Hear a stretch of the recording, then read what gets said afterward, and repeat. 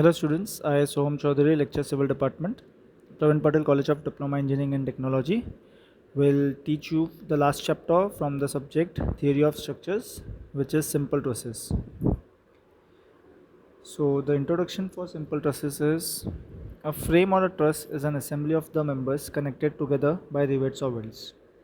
The members of a frame are made up of rolled steel sections such as angles, channels, flats, bars, etc. Though the number of members are connected together by rivets or welds at the joint are assumed to be pin jointed or hinged.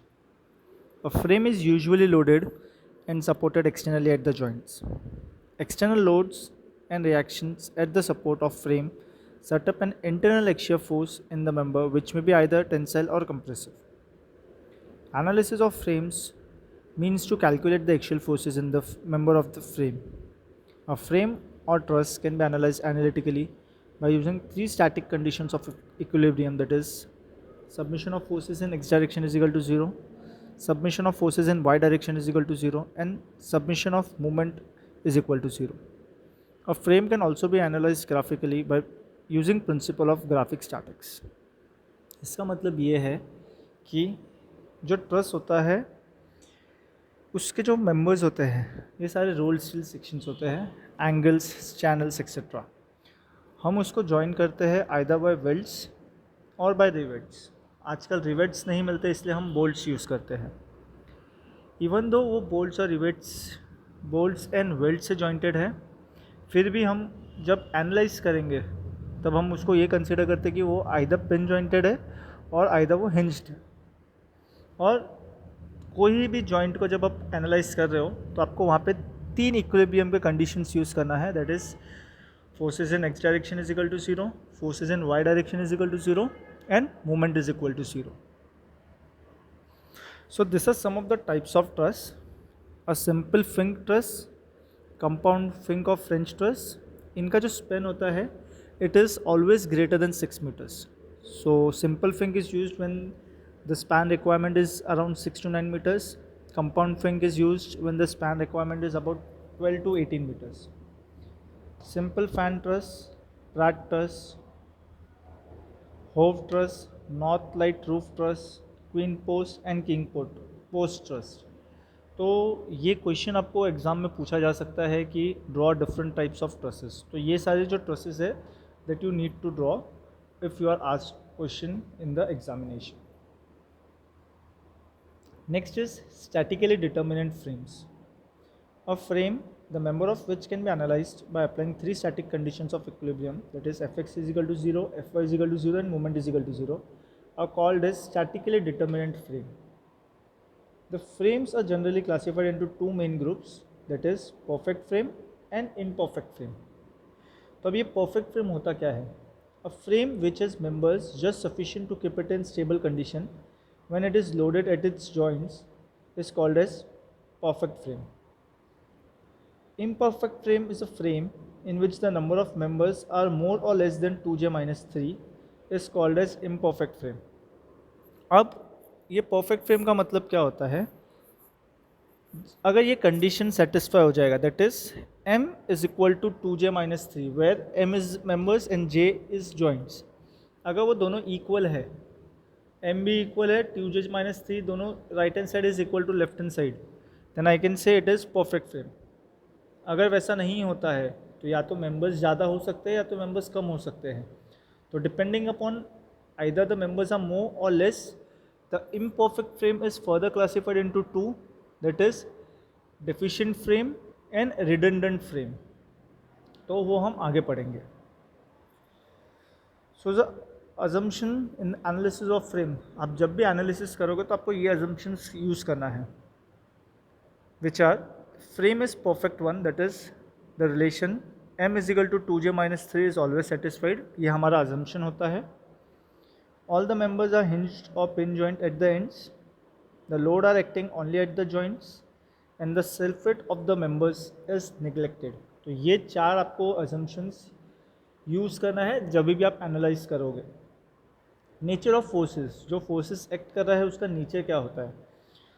तो force can be either tensile in nature और either compressive in nature. Tensile का मतलब होता है कि वो outward direction में है और कंप्रेशन का मतलब होता है कि वो इनवर्ड डायरेक्शन में है. So let's move on with the problem.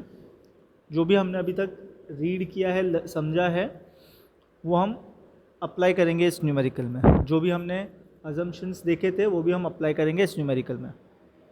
Determine the forces in the member of a truss as shown in the figure. Use method of joints. So there are two different methods. First is method of joints and another one is method of section. तो ये आपको method of joint से करना है. इसमें आपको members दिया हुआ है, सिर्फ और सिर्फ आपका जो मेंबर इंक्लाइंड है उसका लेंथ अलग होगा और जो आपका सी ई मेंबर है, उस सी डी मेंबर है, वो अलग होगा. बाकी के जो मेंबर्स है बी एफ, एफ ई, ई जी, बी जी अगर मेंबर है तो वो इक्वल होगा. A F, F E, E D, ये सारे मेंबर्स का जो लेंथ होता है वो इक्वल होता है. So now what will do is I will assume angle A B F is alpha, angle A B N F is alpha, angle C B G as beta and angle C D E as gamma. तो मेरे को alpha, beta, gamma तीन angles मैंने assume कर लिया है. Now I know कि tan alpha is nothing but 2 divided by 2. ऐसा क्यों हुआ? क्योंकि आपने टेन थीटा का फॉर्मूला होता है ऑपोजिट अपॉन एडजेसेंट. तो अगर मैं ऑपोजिट लेता हूँ दैट इज़ ए एफ और मैं एडजेसेंट लेता हूँ तो दैट इज़ बी एफ. तो 2 डिवाइडेड बाई 2 करूँगा तो 1 मिल जाएगा. तो अल्फ़ा इज़ 10 इनवर्स ऑफ 1, तो अल्फ़ा आपको मिल जाएगा 45 डिग्री. सो बी इज़, जब एंगल बी जो आपने अल्फ़ा यूज़ किया था वो 45 डिग्री मिल रहा है. Now beta.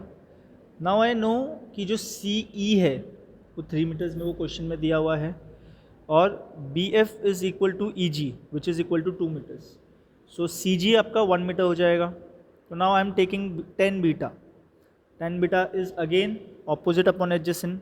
तो सी जी अपॉन बी जी अगर आप लिखोगे तो 1 डिवाइडेड बाई 2 हो जाएगा.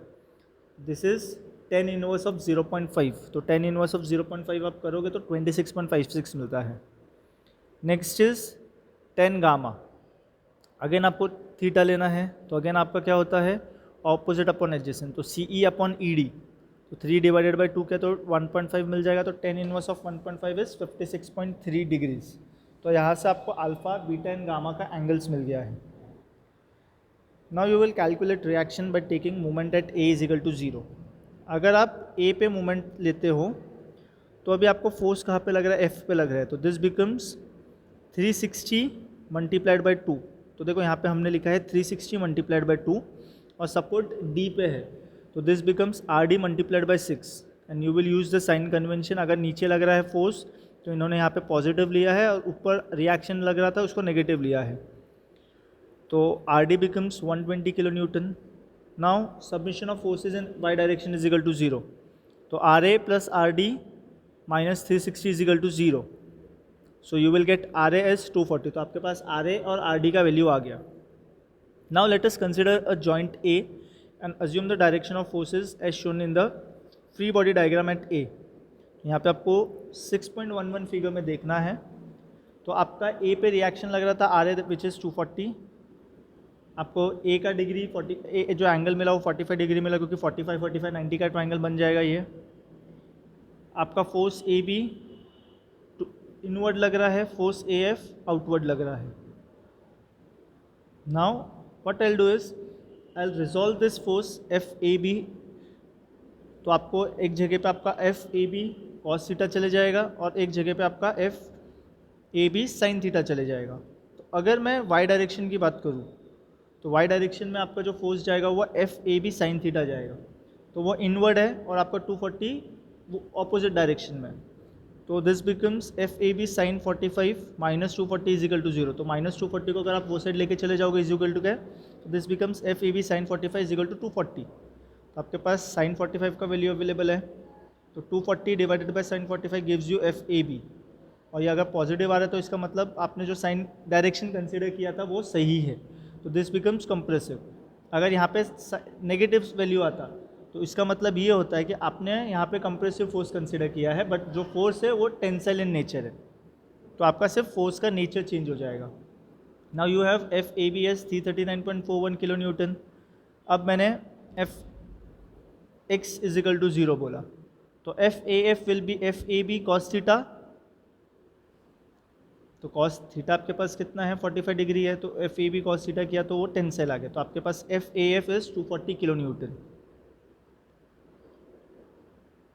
Now let us consider joint A and assume the direction of forces as shown in the free body diagram at A. तो अभी आपने यही कंसिडर किया था, तो अभी आपके पास अगर मैं एफ, ये अभी जस्ट हमने रीड किया है, now I will move ahead, that is F B D at D. अब मैं ए पे कंसिडर कर चुका था, अब मैं डी पे जाऊंगा, तो डी पे जाने के बाद मुझे ये पता चला कि मेरे पास डी पे 120 किलो न्यूटन का रिएक्शन लग रहा था, गामा मेरे को 56.3 डिग्रीज मिला था। अब एफ सी डी और एफ ई डी है, now again F C D को हमने कंप्रेसिव कंसिडर किया है, एफ ई डी को हमने टेंसल कंसिडर किया है, तो अब मेरे को एफ सी डी को रिजॉल्व करना पड़ जाएगा, तो वाई डायरेक्शन में it becomes F C D sine theta and X direction में it goes F C D cos theta. Now F Y is equal to 0, this becomes F C D sine theta minus 120 is equal to 0, तो वापस से minus 120 को is equal to के वो side लेके जाएंगे तो प्लस 120 हो जाएगा, तो now F C D becomes 120 divided by sine 56.3, so now FCD is 144.22 kilonewton, which is compressive in nature. Summation of forces in x direction is equal to 0. So now this becomes FED minus FCD cos theta is equal to 0. तो FCD cos theta को ये side लेके आ गए अपन is equal to के. Now this becomes 144.22 into 0.556, which is FED is equal to 80 kilonewton tensile. Next we will move at joint C. अब joint सी पे आपको एक साइड से 26.56 डिग्री का एंगल मिल रहा है, एक साइड से आपको 56.3 का एंगल मिल रहा है, और दो फोर्सेज आपके पास, आपने एफ सी डी कैलकुलेट कर लिया विच इज़ 144.22, और आपके पास एफ बी सी और एफ सी ई अननोन है। तो आप जब इसको रिजॉल्व करोगे तो एक्स डायरेक्शन में आपका चले जाएगा F B C cos 26.56 is equal to 144.22 multiplied by cos 56.3, तो आपके पास यहाँ से एफ बी सी का वैल्यू आ जाएगा 89.46, which is compressive in nature. Now forces in Y direction is equal to 0, तो यहाँ पे आपके पास एफ बी सी साइन 26.56 आएगा प्लस 144.22 साइन 56.3 आ जाएगा, which is equal to F C E, so F C E becomes 160 kilo newton tensile. Now at joint E my resolve, अगर अभी आपके पास एफ बी ई अवेलेबल नहीं है और आपके पास एफ एफ ई अवेलेबल नहीं है, नाउ एफ एफ ई और एफ बी ई का मतलब होता है force at B E and force at F E in member F E and B E. तो जब आप समीशन इन वाई डायरेक्शन करोगे, आप एफ बी ई को रिजॉल्व कर लोगे, तो this becomes F B E sine 45 is equal to 160, तो यहाँ से आपके पास एफ बी ई का वैल्यू आ जाएगा 226.27 kilo newton, compressive in nature.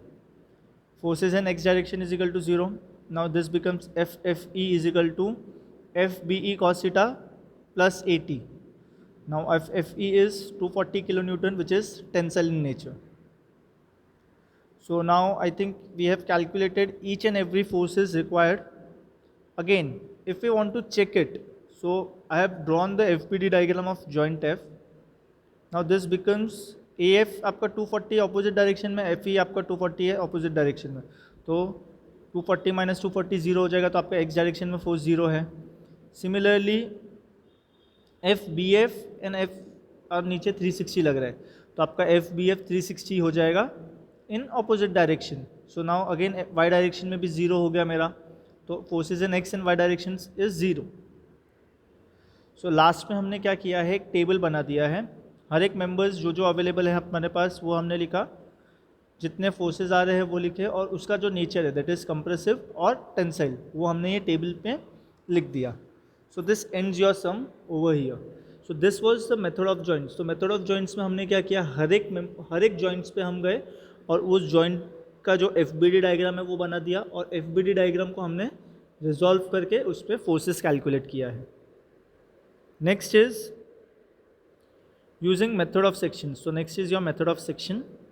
Find the forces in members B C B E and F E in the frame as shown in the figure. तो B C B E और F ई, अगर आप देखोगे तो ये B C B E और F ई तीनों एक लाइन में है, तो अगर हम सेक्शन को कट करते हैं, जैसे कि आपको फिगर नंबर 6.19 में दिखाया है, तो आप अगर एक एक्स सेक्शन कंसिडर करते हो तो आपका एक ही सेक्शन से तीनों मेंबर कट हो जाएगा। तो सबसे पहले हमने रोलर सपोर्ट है हमारे पास डी पे और ए पे आपका हिंज्ड है। तो वी नो कि ए पे आपका दो कंपोनेंट आने वाला है, एक हॉरिजॉन्टल और एक वर्टिकल, और डी पे आपका सिर्फ वर्टिकल कंपोनेंट आएगा।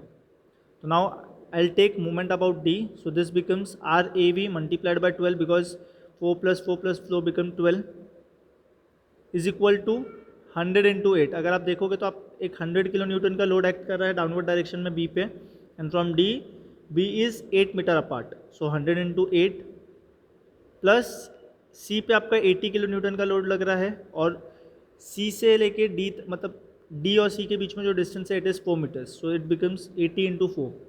सो now R A V is 1120 divided by 12 which is 93.33 kilo Newton.